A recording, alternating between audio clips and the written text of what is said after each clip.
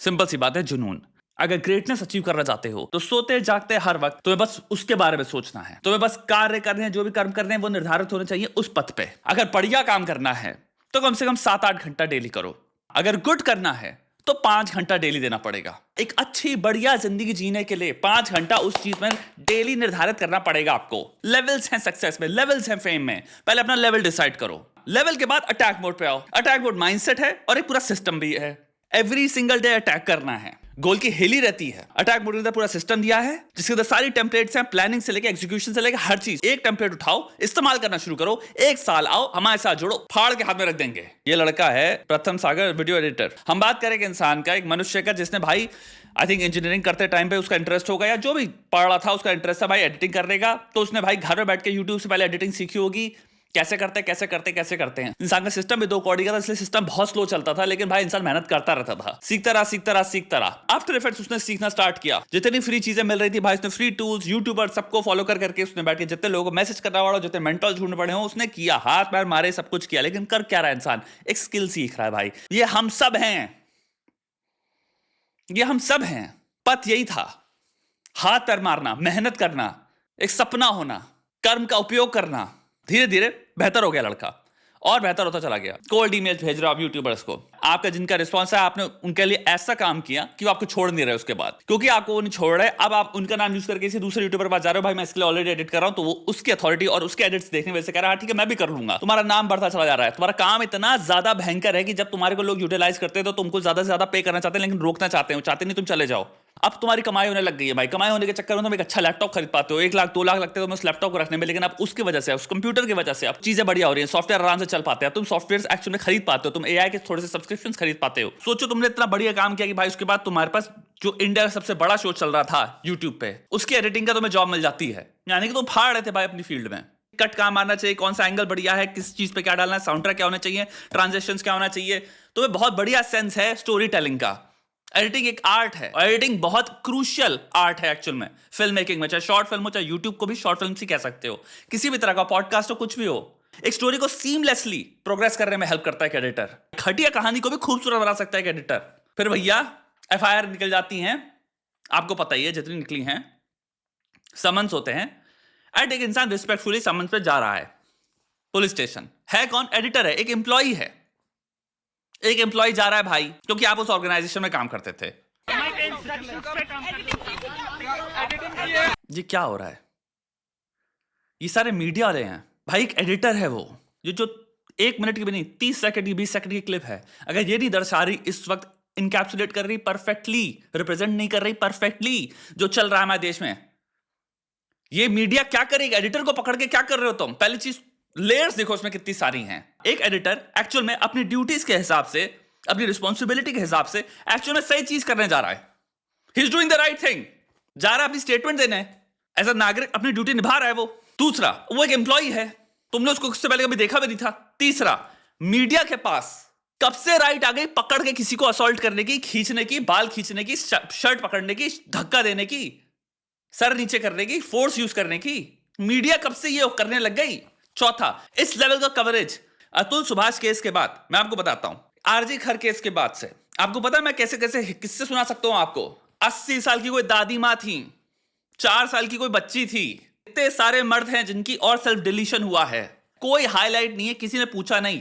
दादी मां 80 साल की, जिस लेवल की, यहां पे तो अटेंशन, एनर्जी, एफर्ट देखो भाई, एफर्ट देखो। ये है एक एडिटर, भीड़ लगी हुई है भाई इसके लिए। इसी लेवल की swiftness, speediness, expediency, effort. Examination centres में जितने स्कैम हो रहे हैं, तरह तरह के अलग अलग एग्जामों के पता चलता रहता है, पेपर लीक हो जाते हैं, डिले हो जाता है, ये हो जाता है, कैंसिल हो जाते हैं, भर्तियां नहीं हुई हैं, लोगों ने ये कर रखा है, भाई उसमें बात कर लो। इसी लेवल पे, इसी ताकत से, अरे ट्रेनें फोड़ रहे हैं लोग बैठ के, पूरे पूरे वीडियो आपने देखे हैं, लोग ट्रेन फोड़ रहे हैं, शीशे तोड़ रहे हैं, आंटियां बैठी अंदर, औरतें। विमेन सेफ्टी है कि नहीं है कुछ चीज? पब्लिक प्रॉपर्टी तोड़ी वो अलग चीज, टैक्स पेयर की, लेकिन भाई एडिटर को लपेट लें भाई, पकड़ के खींच के लपेट डालें उसको। क्या चल रहा है? और एक बताओ, एक्शन क्यों नहीं हो रहा इन सब चीजों पे? पुलिस देख क्यों रही है? पुलिस थाने के बाहर हो रहा है अपैरेंटली, या खार पुलिस स्टेशन पे हो रहा है। क्या हो रहा है भाई? ये होती है जर्नलिज्म, ये होती है रिपोर्टिंग। मेरी बात समझना, यहां पे बहुत सारे लोग होंगे जो डिसएग्री करते थे जो शो में हुआ। मैं समझ सकता हूं आप कह रहे हो कि भाई आजकल 8 से लेट्स से 11 8 साल एज अर्ली एज 8 से लेके अगर हम 16 तक की बात करें, उन बच्चों के पास एक्सेस है फोन का। मैं आपके साथ खड़ा हूं भाई, ये साइकोलॉजिकल डेटा, मैं डेटा से डिसएग्री थोड़ी करूंगा। इन बच्चों को इसका एक्सपोजर नहीं होना चाहिए। यूट्यूब पे एक्सपोजर है, यूट्यूब पे काफी एपिसोड से जो लेट्स से अवेलेबल थे, भाई वो सब बातें मैं ऑलरेडी कर चुका हूं, मैं एग्री करता हूं आपके साथ, उसके सॉल्यूशंस प्रदान किए मैंने। सिंपल वीडियो है, India's got latent is over, जाओ देखो, मैंने बात कर ली ऑलरेडी, बोलने से बहुत पहले बात कर चुका हूं, मैं खत्म कर चुका हूं, मैंने उसकी सोल्यूशन में बात कर ली, क्योंकि वो एक्चुअल में बात है। मैं नहीं कह रहा सोशल लर्निंग कुछ नहीं होती, मैं नहीं कहता बिहेवियर मॉडल नहीं करते लोग, बहुत डेटा है न्यूरो साइंस तक में। 6 महीने से मैं वीडियो डाल रहा हूं, मैंने ये टॉपिक पे बहुत ज्यादा बात करी हुई है, तो मुझसे तो उंगली नहीं उठा सकते। 8 से 16 के अंदर इंस्टाग्राम पे भी भाई जो चल रहा है, मैं उस तक में आवाज उठाता हूं भाई। एक से खतरनाक अभद्र 2 कौड़ी का कंटेंट चल रहा है इंस्टाग्राम पे, जिसकी कोई हद नहीं है। वो पॉइंट ए हो गया। पॉइंट ए, ये क्या है, ये देख के आपको वेट नहीं लग रहा? वो एक चीज में आपके साथ खड़ा हूं, ये चीज मुझे बताओ, क्योंकि मैं आपका एंगल सुनना चाहता हूं, ये सही कैसे है?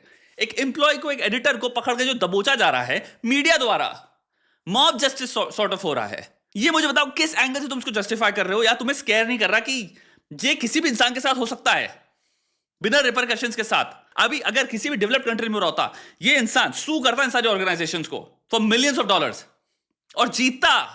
इसलिए वो करेंगे नहीं कभी ये, क्योंकि उनको पता है भैया you will be suit to high heavens. किसी के फंडामेंटल राइट्स हैं कुछ, वही सीएम साहब ने यही तो कहा था, फ्रीडम ऑफ स्पीच को लेकर कहा था कि फ्रीडम ऑफ स्पीच जब तक दूसरे के फ्रीडम को एंकरोच नहीं करती। ये क्या हो रहा है?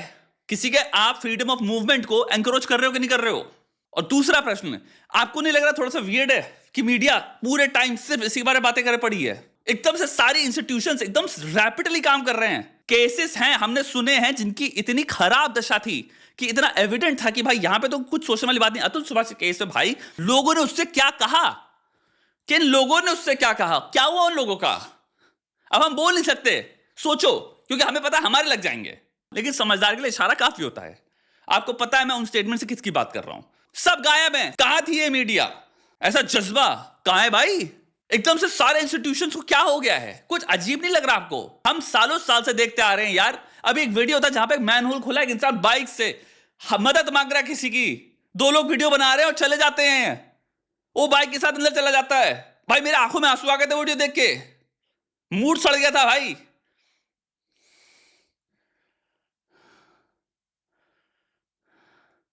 उसको उन लोगों की शक्ल दिख रही है वीडियो में, देश में आउटरीच नहीं हो रहा। हमने एक्चुअली मर्डर विटनेस किया है भाई। इंसान के पास चॉइस थी कि हम सिंपल एक इंसान मैनहोल के अंदर है, उसको फाड़ पड़ के निकाल सकते हैं। सामने वो मांग रहा है, वो कह रहा है भाई भाई भाई भाई निकल, मेरे को हाथ दे भाई, हाथ दे भाई, एक साथ खींच भाई, और वीडियो बना रहा है। और वो वीडियो में देखता है दूसरे नाम, कहता है चल।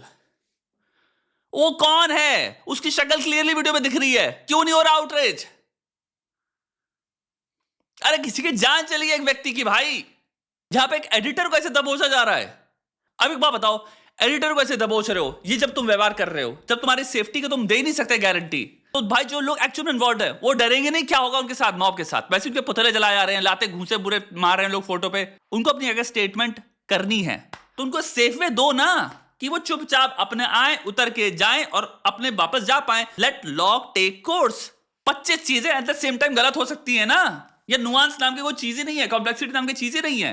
हम एक ही के साथ खेलेंगे, बस 1 होना चाहिए, या तो कोई सही है या गलत, बाइनरी। अरे भाई मैं यहां पे हाथ जोड़े तुमसे विनती कर रहा हूं। हिंदुइज्म का होल पॉइंट ये है, हिंदू फिलोसफी का, कि आप अटैच नहीं हो किसी चीज से, तो आप बायस से ऐसे कैसे अटैच हो जा रहे हो? अब आपको लाना है अपने आप को शून्य में, नथिंगनेस पे। नथिंगनेस मतलब होता है कि आप कोई भी पॉइंट ऑफ व्यू, कोई भी चीज जो आपको उस टाइम पे सही लग रही थी, जब आपको दूसरी कोई भी इंफॉर्मेशन मिल रही है, तो आप अपने स्कीमा को एडजस्ट कर पाते हो या छोड़ पाते हो, आप अनलर्न कर पाते हो। आप किसी भी कॉन्सेप्ट से अटैच नहीं हो। साइड्स लेना, जो मुझसे लोग कहते रहते हैं साइड साइड, इतना कमेंट दे रहा हूं मैं साइड का, क्या होता क्या है साइड? 25 साइड से टेक्निकली 2 भी नहीं है, 25 है कुल मिला के।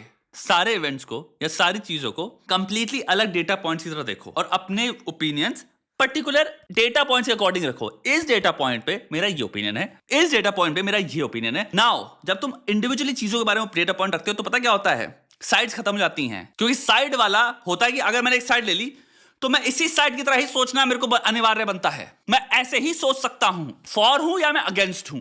तुम इधर हो सकता है अगेंस्ट हो, इधर हो सकता है फॉर हो, क्योंकि वो इस वाले पॉइंट से कोई लेना देना नहीं है इस डेटा पॉइंट का।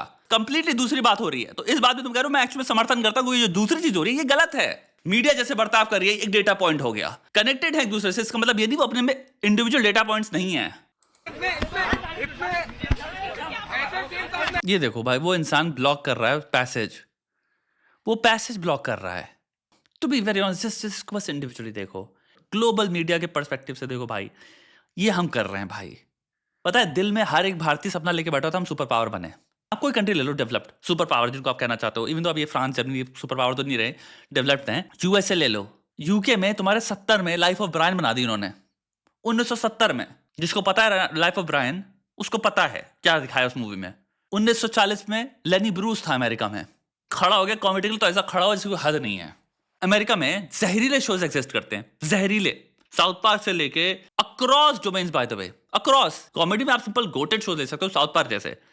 साउथ पार्क ने किसको छोड़ा है, किसको छोड़ा है? तुम किसी भी डोमेन में चले जाओ ना, ब्रेकिंग बैड से लेके सोप्रानोस से लेके देखते चले जाओ क्या क्या बनाया उन्होंने। ये अगर इंसान सोचता रहा कि भाई क्या लिख सकते क्या नहीं लिख सकते, तो भाई एक आर्टिस्ट डुबकी लगा ही नहीं पाएगा गहराई में। जितनी गहराई है ह्यूमन साइकी की, कॉन्फ्लिक्ट की, टैबू की, सत्य की, सच्चाई की, जिन चीज से भाग रहे हैं, दबा रहे हैं, वो भी सत्य ही है समाज का। आओ भिड़ लो उससे, या तो कंटेंट कर लो। भिड़ने के लिए मैं खड़ा हूं तुम्हारे साथ। जब इंसान कहता है ये जब चीजें गलत हैं, तो आप भिड़ रहे हो। भिड़ना बहुत खूबसूरत चीज है, भिड़ो ना उससे, कंधे कंधे मिला के भिड़ते हैं भाई। जो भी चीज है तर्क वितर्क से भिड़ते हैं ना भाई, वो समाज बनो ना। पूरी न्याय फिलॉसफी है, पता है हमारी, रैशनैलिटी लॉजिक जिस पे एग्जिस्ट करती है पूरी पूरी। ये सब सीखना जरूरी है अध्यात्म के लिए, आपको एक थिंकर बनना और डीप थिंकर बनना। सलमान रश्दी का आई थिंक एक वो था जहां पे वो हिंदुइज्म की प्रशंसा कर रहे हैं, फ्रीडम ऑफ स्पीच का एग्जांपल दिया है, वो मैं सुनाना चाहूंगा, उसमें वीडियो एंड करता हूं मैं। फ्रीडम ऑफ स्पीच हमारे भगवानों में, हमारे कल्चर में, हिंदुओं में कितनी बड़ी चीज थी। There's a tendency to say that's a Western idea, that's not how we think over here. And I just wanted to mention something I've said before in other contexts, that the Indian tradition also includes, from its very earliest times, very powerful defenses of free expression. When Deepa Mehta and I were working on the film of Midnight's Children, one of the things we discussed often was a text which is very dear to her heart and is also to mine, which is the Natya Shastra. Now, in the Natya Shastra, we see the gods asking for theatre. The gods a little bit bored in heaven, not that much to do. They decided they wanted entertainment, and so a play was made, and the play that was made was, as you perhaps know, was about the war between Indra and the Asharas, in which Indra, using his mighty weapons, defeats the demons. Well, when the play is performed to the gods, the demons are offended by their portrayal. The demons feel that this insults and offends them as demons. Their demonness is improperly criticized. And they attack the actors. Whereupon Indra and Brahma come to the actors' defense, and gods are positioned at all four corners of the stage. And it is Indra who says that from now on, that stage will be a space where everything can be said and nothing can be stopped. So this is one of the most ancient of Indian texts, the Natya Shastra, which contains as explicit and extreme a defense of freedom of expression as you will find anywhere in the world. This is not alien to India.